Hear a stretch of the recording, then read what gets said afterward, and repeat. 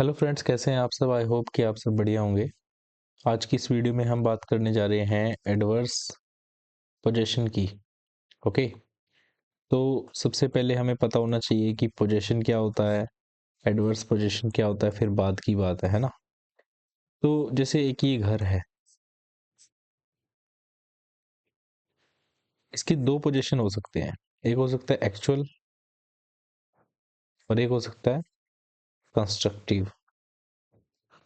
ठीक है, actual position क्या होगा कि जो इस वक्त इस घर के ऊपर जिसने कब्जा ले रखा है, बब्बू मान का गाना है ना वो, कब्जा लेना है, वही वाला कब्जा। जिसका इसके ऊपर कब्जा है, जो इसके अंदर रह रहा है, वो ओनर हो सकता है, वो एक टेनेंट भी हो सकता है है ना। अब जो इसके अंदर एक्चुअली रह रहा है वो है एक्चुअल पोजीशन के अंदर। कंस्ट्रक्टिव पोजीशन के अंदर जो इसके अंदर रह नहीं रहा, लेकिन उसका इसके ऊपर कुछ राइट है, कुछ अधिकार है यहाँ पे रहने का। जैसे ओनर है, वो खुद यहाँ पे इस घर में नहीं रह रहा, लेकिन उसने टेनेंट को रहने के लिए घर दे रखा है। तो टेनेंट का क्या हुआ, एक्चुअल पोजीशन। ओनर का क्या हुआ, कंस्ट्रक्टिव पोजीशन। ठीक है, समझ आ गया होगा, बहुत सिंपल था। चलो आगे बढ़ते हैं। देखो, अब हम, क्योंकि मैं आपके लिए लेके आया हूँ हैंड रिटन नोट्स, तो आपको थोड़ी मेहनत करनी पड़ेगी कम। ठीक है, हम इसको थोड़ा बड़ा कर लेते हैं।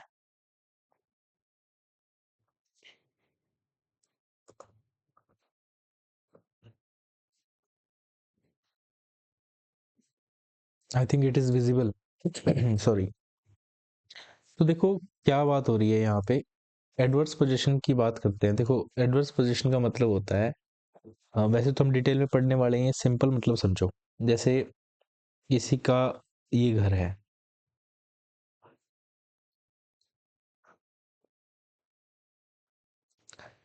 ये ए है, इसका घर है ये, ठीक है, ओनर है ये।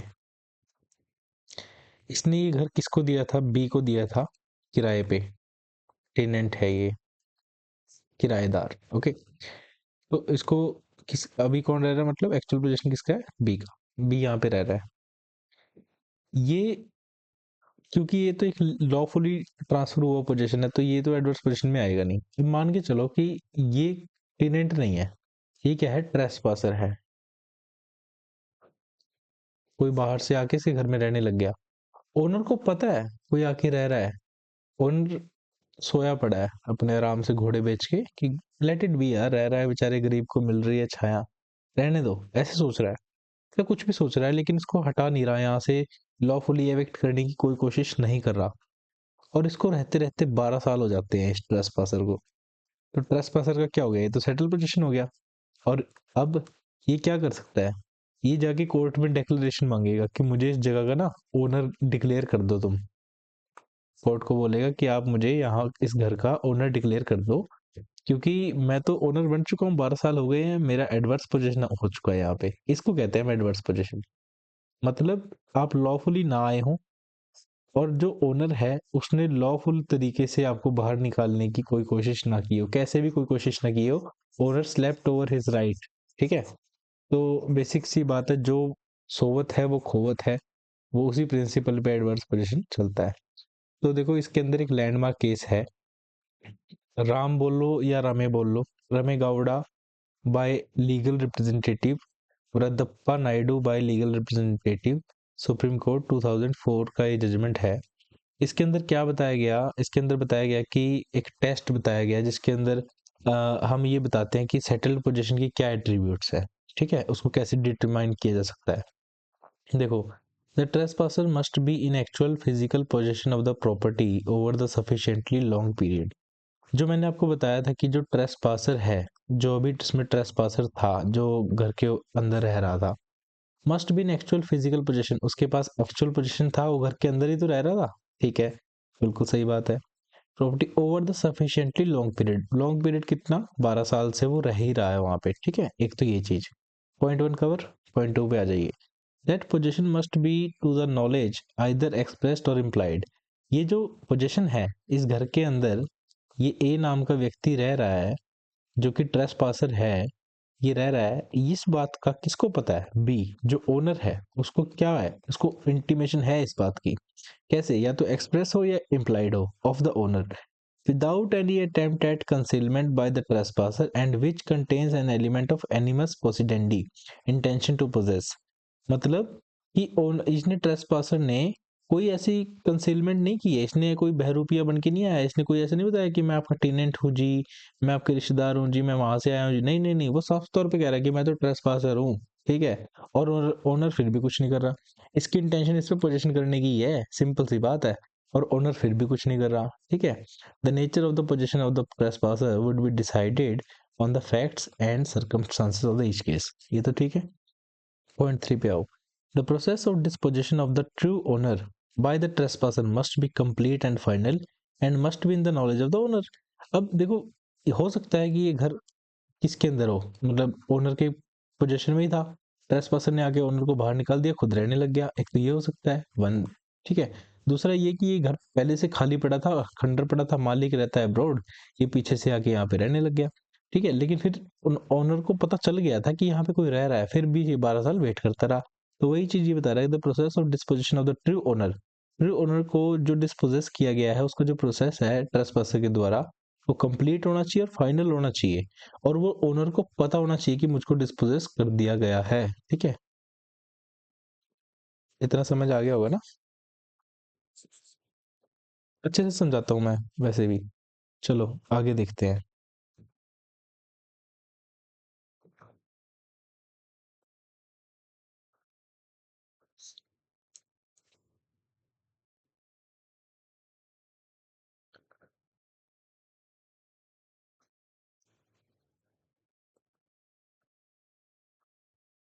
हाँ जी, तो देखो क्या कह रहे हैं। It must be noted, fourth point आ गया हमारा, it must be noted that not settle position, sorry ये तो स्ट्रे के वर्ड मीनिंग लिख रखा है। It must be noted that casual act of possession और stray instances of trespasser will not be sufficient to dislodge the possession of actual owner. इसका मतलब क्या है कि जैसे देखो, अब ये घर है ना, घर तो यही रहेगा हमारा सभी, जब तक हम यहाँ पे हैं।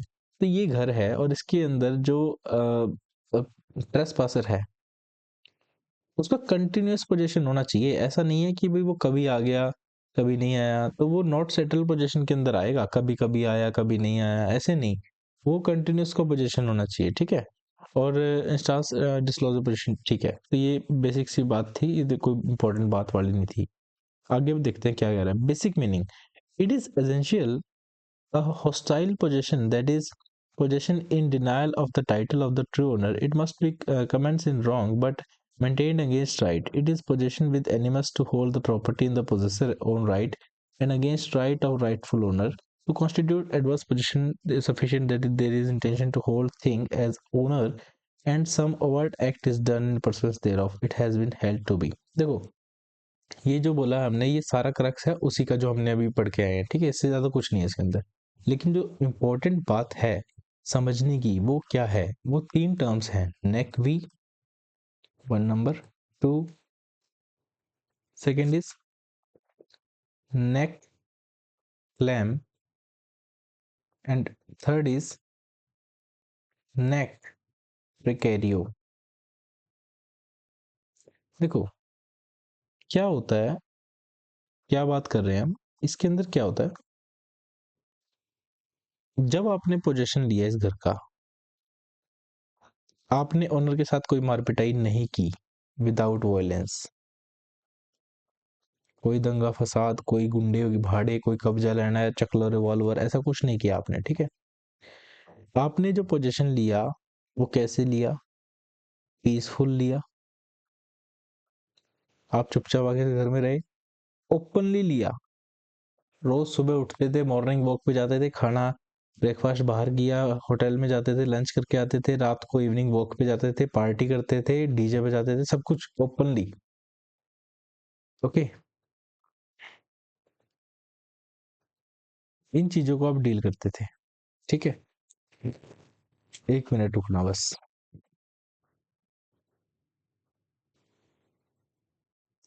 Just a second.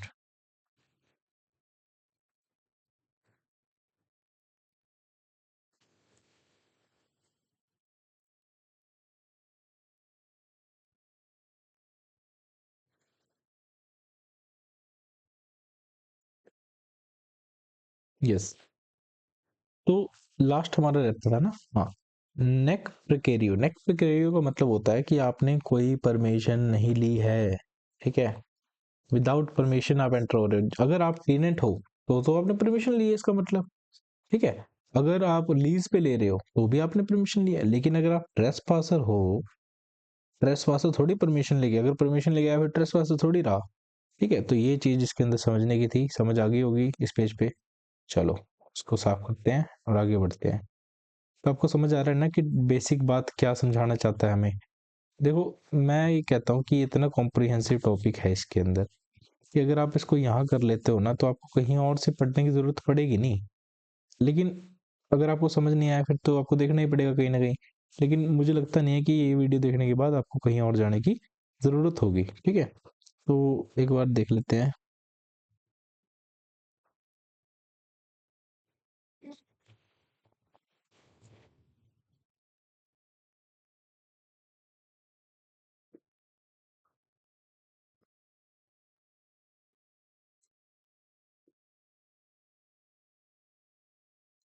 Yes.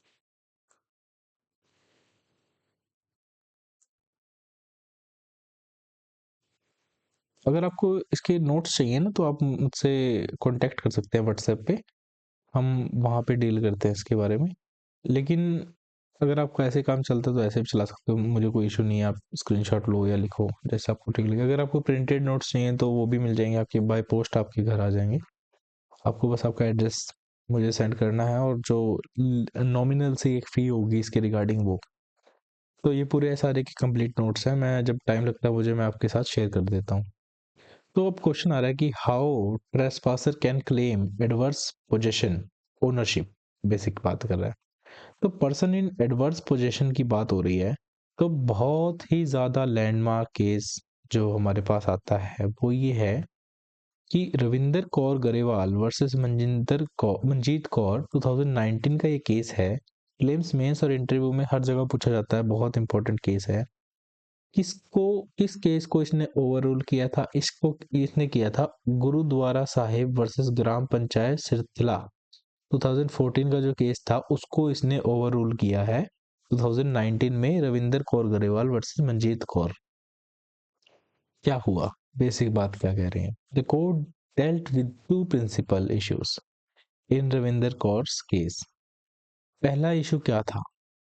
Can a person in adverse position file suit for declaration? जो व्यक्ति इस घर के अंदर रह रहा है और वो एडवर्स पोजीशन की क्लेम कर रहा है, क्या वो सूट फॉर डिक्लेरेशन फाइल कर सकता है under section 34 SRA? Suit for declaratory degree से डील करता है, इफेक्ट 35 में है।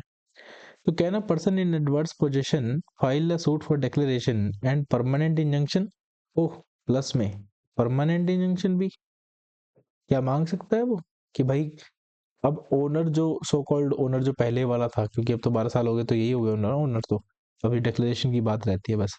जो पहला जो जिसने घर बनाया था जो सच में ओनर था, अब उसके अगेंस्ट मुझे परमानेंट इंजंक्शन चाहिए भाई। देखो, मुझे मैं तो मेरे 12 साल हो गए हैं, मुझे डिक्लेयर करो ओनर और परमानेंट इंजंक्शन दो, बात खत्म। That is whether he can use his right as a shield और अ स्वॉर्ड। कि कल को अगर ओनर आता है इसको बाहर निकालने के लिए 12 साल के बाद, तो वो क्या एक कवच की तरह अपने ऊपर कि भाई नहीं नहीं नहीं नहीं नहीं, देखो 12 साल हो गए हैं, एडवर्स पोजीशन हो गया है, मैं अब ओनर हूँ, ऐसे यूज करेगा? या शील्ड की तरह, स्वॉर्ड की तरह भी यूज कर सकता है कि इससे पहले ओनर आए मैं पहले ही जाके खुद ओनर बन जाता हूँ, ठीक है। तो ये चीजें बेसिक बात थी जो इसके अंदर हमें समझनी थी, ठीक है। अब देखो सेकंड इशू क्या कहता है, फिर हम इसका कंक्लूजन भी देखेंगे कि क्या हुआ इस केस में।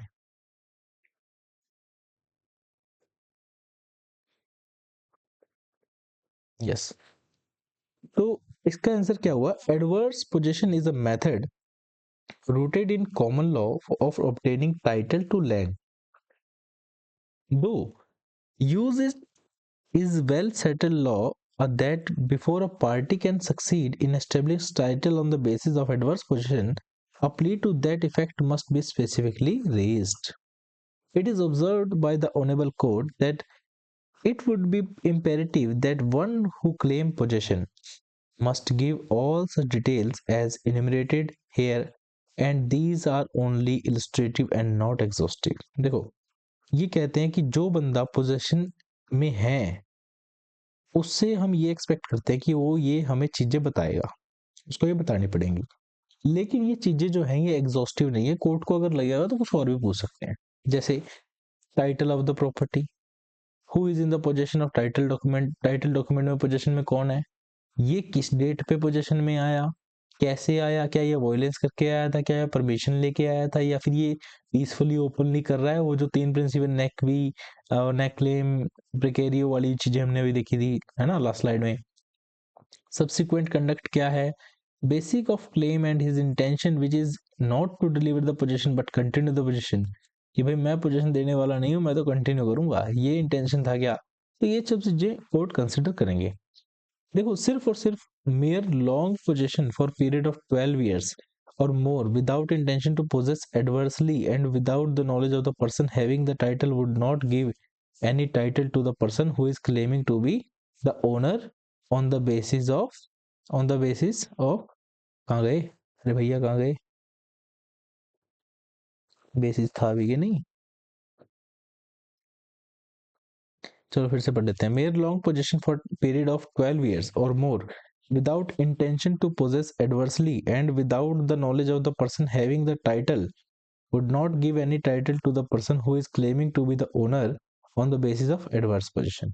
तो मतलब कह रहा है कि भाई तुम सिर्फ 12 साल से या उससे ज्यादा से तुम इस घर पे रह रहे हो, लेकिन तुम्हारी इंटेंशन पता क्या है, अगर ओनर आ गया ना तो मैं उसी दिन अपना सामान लेके भाग जाऊंगा यहाँ से, ठीक है, अभी तो रह लेता हूँ। ये चीजें अगर आपकी ये इंटेंशन है, या फिर ओनर को पता ही नहीं है, आप 12 साल से रह तो रहे हो, लेकिन जो ओनर है, कहाँ है वो ओनर, वो तो बेचारा बैठा है ऑस्ट्रेलिया में, ठीक है, ऑस्ट्रेलिया में बैठा, उसको पता ही नहीं है कि भाई मेरी जमीन पे तो किसी ने कब्जा कर रखा है। देखो, दो चीजें कंसिडर करो, ओनर को पता होना चाहिए ओनर अपने राइट्स पे सोया पड़ा था, इस बंदे की इंटेंशन होनी चाहिए कि भाई मैं एक तो ये परमिशन लेके ना आया हो, पीसफुली एंजॉय करता हो और वॉयलेंस से ना आया हो, और फिर भी ये रहने के बाद यहाँ पे एंजॉय कर रहा है बिल्कुल बढ़िया तरीके से, ओनर को पता है और ओनर कुछ नहीं कर रहा, तो एडवर्स पोजीशन की प्ले लगती है। तो ये सेम चीज यहाँ पे कही है कि भाई सिंपल तुम 12 साल से ज्यादा रह रहे हो, तुम्हारी इंटेंशन नहीं है वहां रहने की, नहीं है, ओनर को ओनर को पता ही नहीं है कि तुम वहां रह रहे हो, तो ये भी नहीं हुआ, ठीक है। तो ये चीजें कुछ हैं जो थोड़ी इंपॉर्टेंट है, इनको कंसिडर करो। ओके, आगे देखते हैं क्या कह रहे हैं,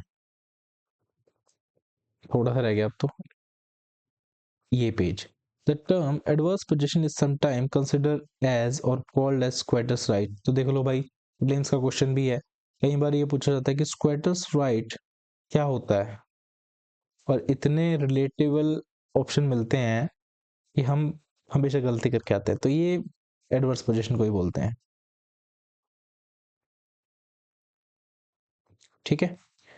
That means a right of a person over immovable property acquired by a continuous use। मतलब क्या कहता है कि भाई एक पर्सन का अधिकार किसी इमूवेबल प्रॉपर्टी पे जो एक्वायर हो रहा है कंटिन्यूस यूज से, तो कहीं ना कहीं ये थोड़ा सा ना ईजमेंट्री राइट से भी रिलेट करता है, ईजमेंट्री राइट से भी रिलेट करता है। जहाँ पे आपने एक रास्ते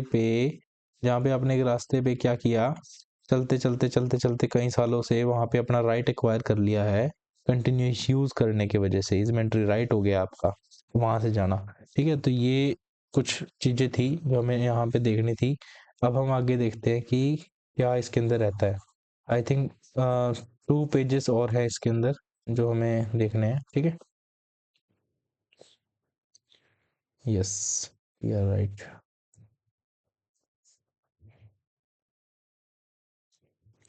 ऐसे करने से ज़्यादा सही रहता है ना, इसे साइड में एक्सप्लेन भी कर सकते हैं।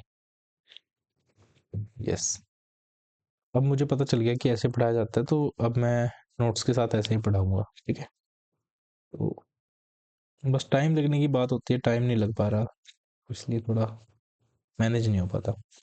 चलो आगे देखते हैं। The honourable supreme court in this case observe that a person who is in possession of a property cannot be disposed by another person except due procedure of law, and once 12 years time period of adverse possession is over, then even owner's right to evict him is lost, and the possessory owner acquires the right interest which was earlier possessed by the original owner or the person against whom he has prescribed.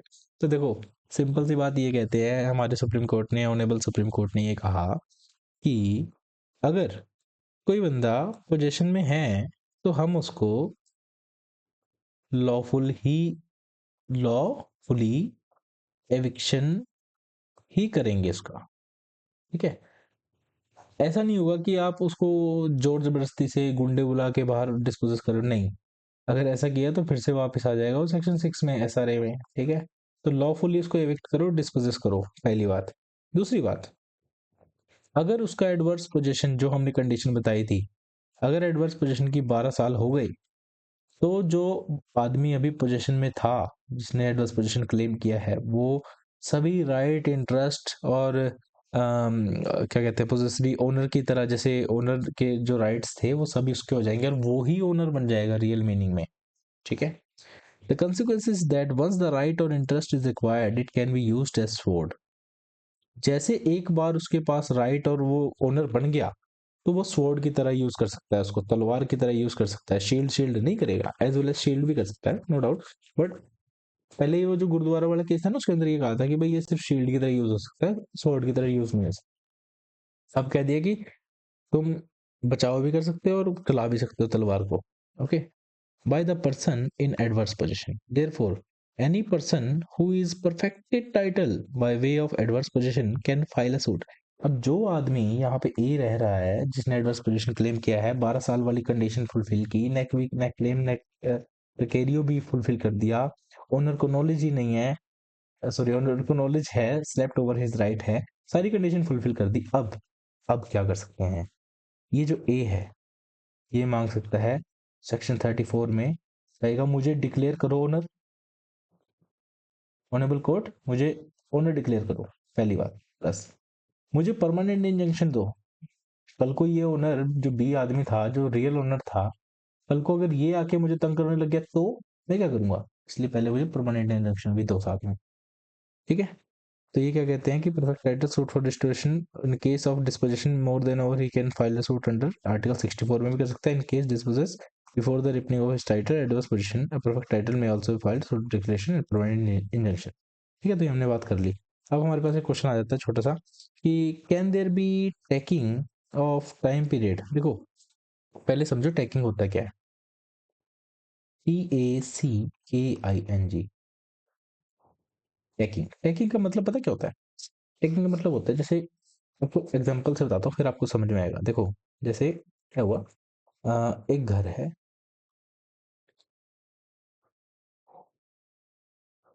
ठीक है, ये घर है, इसके ऊपर पहले 6 साल तो कब्जा किया ए ने, ठीक है।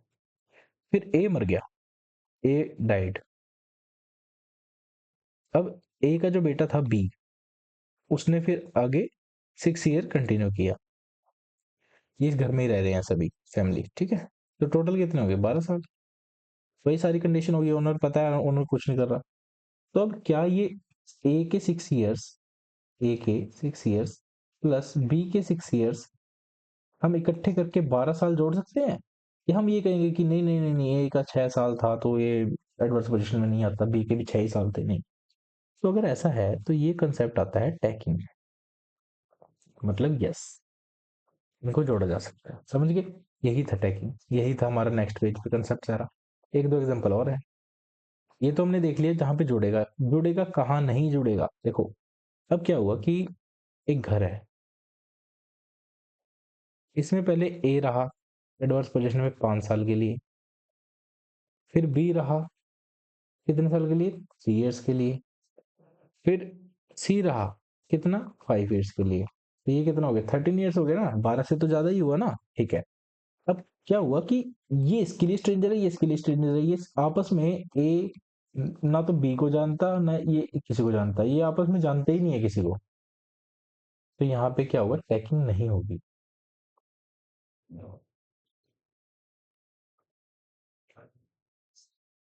ठीक है जी, ये समझ गए।